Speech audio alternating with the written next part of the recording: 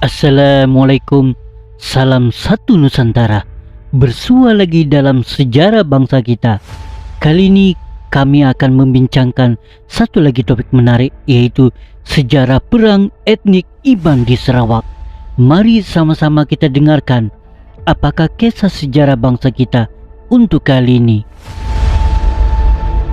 Etnik Iban merupakan antara etnik yang terkenal dengan sejarah perang mereka. Bukan saja ketika Sarawak di bawah pemerintahan Bruk selama 100 tahun. Sebaliknya ianya telah berlaku lebih lama daripada itu, yaitu sejak mereka mula berhijrah dari kawasan sungai ke paus sehinggalah menjelajah segenap pelosok Borneo pada awal abad ke-17 Masihi lagi. Sejarah perang etnik Iban di Sarawak sebenarnya mempunyai sebab yang tertentu, sama ada melalui perang perluasan wilayah maupun kerana perang untuk menyelesaikan pertikaian yang berabad lamanya. Apa yang disampaikan di dalam kisah ini adalah hanya secara sepintas lalu sahaja.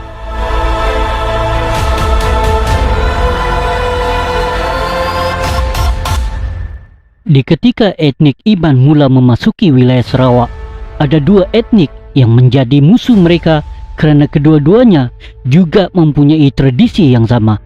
Etnik itu adalah etnik Seru dan Bukitan, yang mana pada masa sekarang etnik Seru sudah tiada lagi di dalam demografi Sarawak, manakala Bukitan menjadi etnik yang lebih kecil.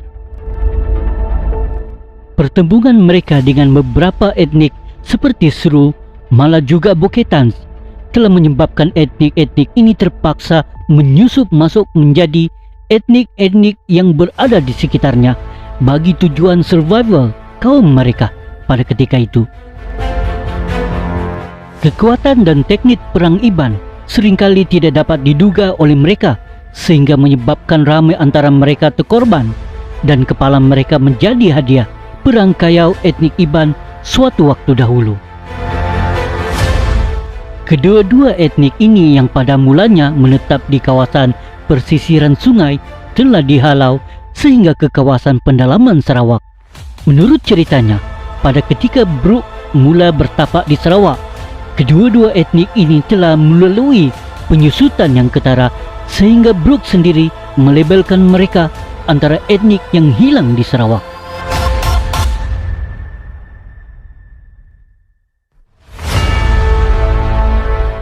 Selain itu, etnik Iban juga boleh dikatakan memerangi siapa sahaja di dalam proses perluasan wilayah mereka, seperti konflik perang dengan kaum orang Ulu di utara Sarawak, etnik Bidayuh di selatan Sarawak, dan juga mana-mana etnik sehingga ke wilayah Kepaus. Peristiwa Bung Beratak misalnya menyaksikan bagaimana Iban sekarang telah memerangi etnik Bidayuh sehingga memaksa Panglima Kuloi, seorang pelawan Bidayuh, mengejar mereka sehingga ke perkampungan mereka dengan kerjasama daripada Brok yang baru saja mengungguli Kuching pada masa itu. Ini adalah salah satu contoh perang Iban ke atas etnik Bidayuh yang tercatat di dalam sejarah, yaitu sebelum Brok mula melebarkan sayapnya ke seluruh Sarawak suatu waktu dahulu.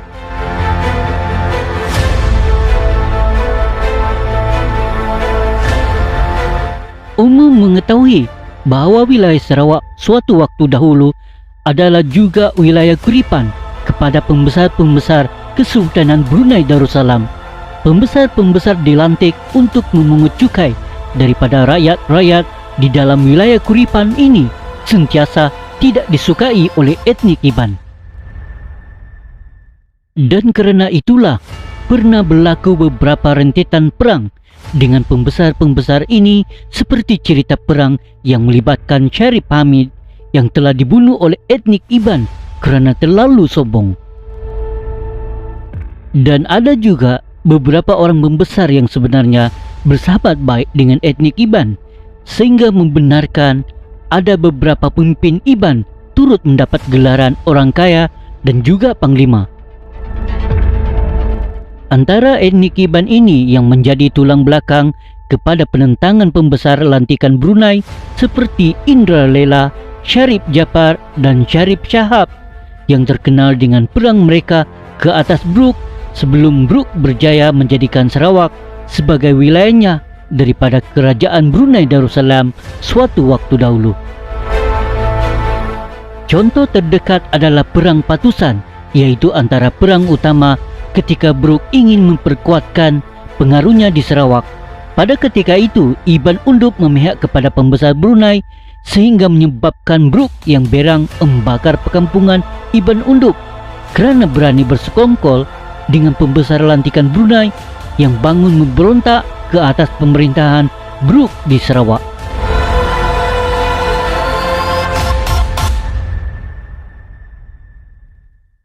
Di dalam sejarah juga menyaksikan wilayah Sarawak yang juga suatu waktu dahulu menjadi kawasan untuk lanun-lanun Iranun bermaharajalela, dan seringkali mereka menjara kawasan perkampungan dengan menjara apa yang ada serta menculik wanita kanak-kanak untuk dijadikan hamba. Hal ini tidak pernah dibiarkan oleh etnik Iban. Sebaliknya mereka turut memerangi lanun-lanun Iranun ini sehingga mereka cabut lari. Sejarah memerangi lanun-lanun Iranun ini yang paling hebat adalah bagaimana seorang pemimpin Iban bersama-sama dengan anak buahnya yaitu Sunggang ataupun Lebor Menua telah berjaya menyelamatkan saudagar daripada Cina yang datang berniaga ke Saribas.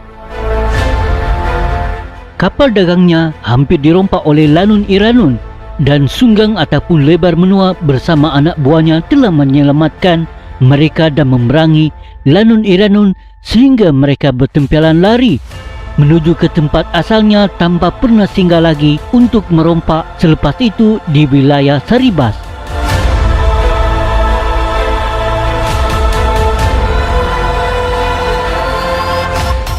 Sejarah juga tidak pernah menafikan bahawa etnik Iban juga berperang sesama etnik Iban, sama ada perang tersebut tercetus akibat salah faham maupun pertikaian atas sesuatu perkara.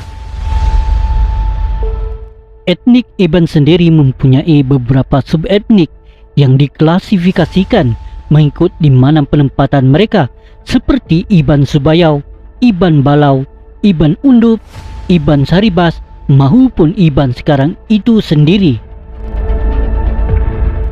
Di ketika pengaruh pembesar Brunei masih lagi berkuasa di wilayah Sarawak, ada setengah Iban yang setia kepada pembesar Brunei dan ada juga yang enggan menerima langsung kedudukan pembesar Brunei di wilayah Sarawak pada masa itu.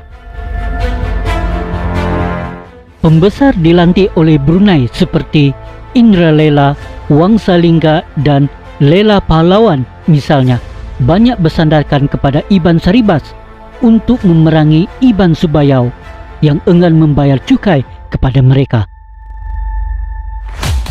Antara nama-nama besar yang pernah memimpin banyak peperangan sesama sendiri serta mempunyai pasukan tersendiri adalah seperti Iban Saribas di bawah Okey Pemancar Dana Bayang daripada bersekutu dengan Linggir, Mali Lebu, Uyut, Bendilang Besi dari Paku, Bunyau Api Bakir daripada Entanak dan Unal Bulan dari Ulu Layar.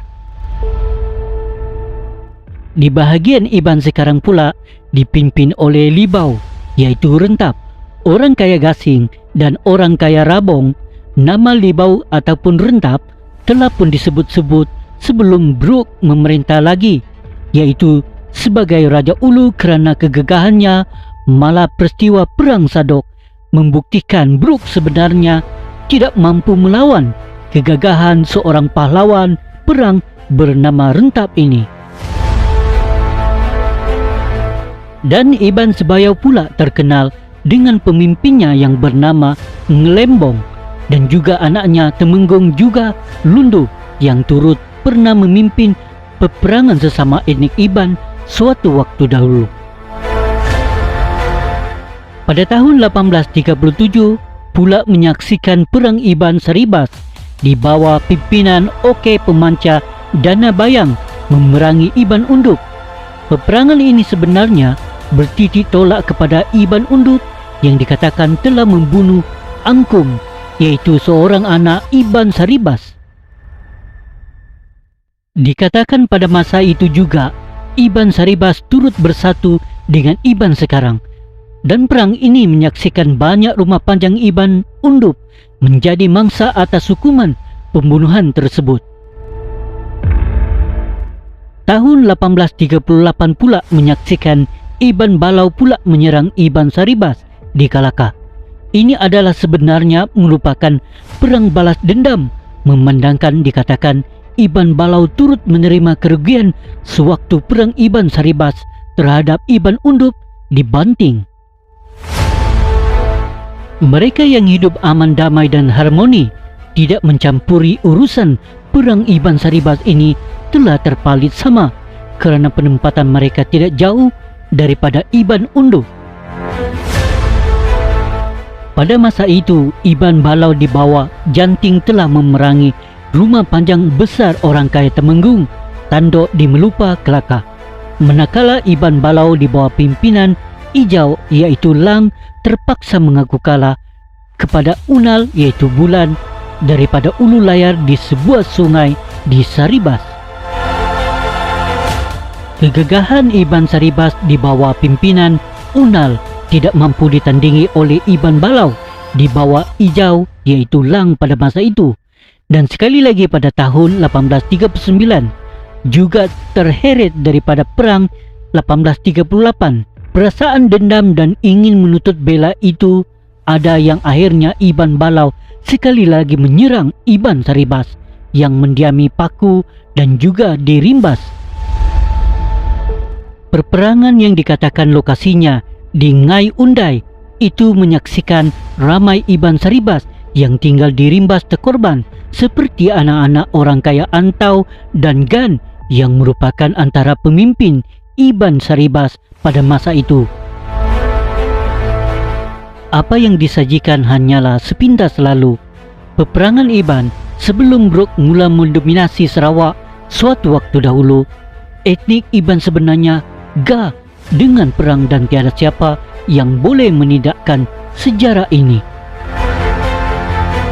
Selain daripada itu, kerana peperangan inilah Brooke melihatnya sebagai satu peluang kerana mana mungkin dia boleh memenangi setiap peperangannya di dalam penentangan serta perluasan wilayahnya pada ketika itu. Peluang inilah yang dinamakan oleh Brooke Only Dayak Can Kill Dayak. Itulah dengan mengadu domba sesama etnik Iban yang sejak azalinya sudah tidak boleh bersatu padu. Kerana itulah ada etnik Iban sendiri yang menyebelahi Brooke dan sanggup menikam belakang etnik Iban yang lain untuk kepentingan serta kebajikan mereka sendiri.